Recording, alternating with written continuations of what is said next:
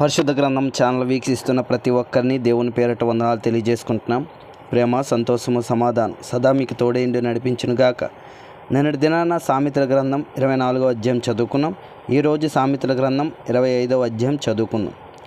ఇవి సొలొమోను సామెతలే. యోధా రాజైన హిజ్కియా సేవకులు వీటిని ఎత్తిరాసిరి. సంగతి మరుగు చేయుట దేవునికి ఘనత, సంగతి శోధించుట రాజులకు ఘనత. ఆకాశముల ఎత్తును, భూమి లోతును, రాజుల అభిప్రాయమును, అగచారములను వెండిలోని మస్టు తీసివేసిన ఎడల పుటము వెయ్యివాడు పాత్ర ఒకటి సిద్ధపరచును. రాజు ఎదుట నుండి దుష్టులను తొలగించిన ఎడల అతని సింహాసనము నీతి వలన స్థిరపరచబడును. రాజు ఎదుట డంబము చూపకము, గొప్పవారున్న చోట నిలవకము. నీ కనులు చూచిన ప్రధాని ఎదుట ఒకడు నేను తగ్గించుట కంటే ఇక్కడికి ఎక్కి రమ్మని అతడు నీతో చెప్పుట నీకు మేలు కదా. ఆలోచన లేక వ్యాజ్యమాడుటకు పోకము.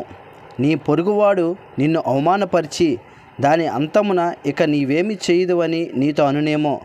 నీ పొరుగువానితో నీవు వ్యాజ్యమాడవచ్చును గాని పరుని గుట్టు బయట పెట్టకము. బయట పెట్టిన ఎడల వినువాడు నిన్ను అవమానపరచునేమో. అందువలన నీకు కలిగిన అపకీర్తి ఎన్నటికీ పోకుండును. సమయోచితముగా పలుకబడిన మాట చిత్రమైన వెండి పళ్ళెంలో ఉంచబడిన బంగారు పండ్ల వంటిది. బంగార కర్ణభూషణం ఎట్టుదో, అపరంజి ఆభరణము ఎట్టుదో వినువాని చెవి జ్ఞానము గల ఉపదేశముకుడు అట్టివాడు. నమ్మకమైన దూత తనను పంపువారికి కోతకాలపు మంచు చల్లదనం ఉండునట్టు వాడు తన యజమానులను హృదయమును తెప్పరిల్లజేయును. కపట మనసుతో దానమిచ్చి డంబము చేయువాడు వర్షము లేని మబ్బును గాలిని పోలియున్నాడు. దీర్ఘశాంతము చేత న్యాయాధిపతిని ఒప్పించవచ్చును. సాత్వికమైన నాలుక ఎముకలను నలగొట్టును. తేనె కనుగొంటివా, తగినంత మట్టుకే త్రాగుము. అధికముగా త్రాగిన ఎడల కక్కివేయుదువేమో. మాటి మాటికి నీ పొరుగువాని ఇంటికి వెళ్ళకము. అతడు నీ వలన విసిగి నిన్ను ద్వేషించునేమో. తన పొరుగువాని మీద కుటసాక్ష్యము పలుకువాడు సమ్మెటను ఖడ్గమును వాడిగల అంబును పోలినవాడు.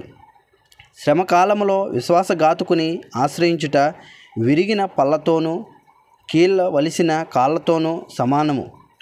దుఃఖ చిత్తునికి పాటలు వినిపించువాడు చలిదినమున పైబట్ట తీసివేయి వానితోనూ సురేకారము మీద చిరక పొయ్యివానితోనూ సమానుడు. నీ పగవాడు ఆకలిగొనిన ఎడల వానికి భోజనము పెట్టుము. దప్పిగొనిన ఎడల వానికి దాహమిమ్ము. అట్లా చేయుట చేత వాని తల మీద నిప్పులు కుప్పగా పోయిదు. యెహోవా అందుకు నీకు ప్రతిఫలమిచ్చును. ఉత్తరపు గాలి వాన పుట్టించును. కొండెగాని నాలుక కోపదృష్టి కలిగించును. గయ్యాలితో పెద్ద ఇంట ఉండుట కంటే మిద్దె మీద ఒక మూలను నివసించుట మేలు.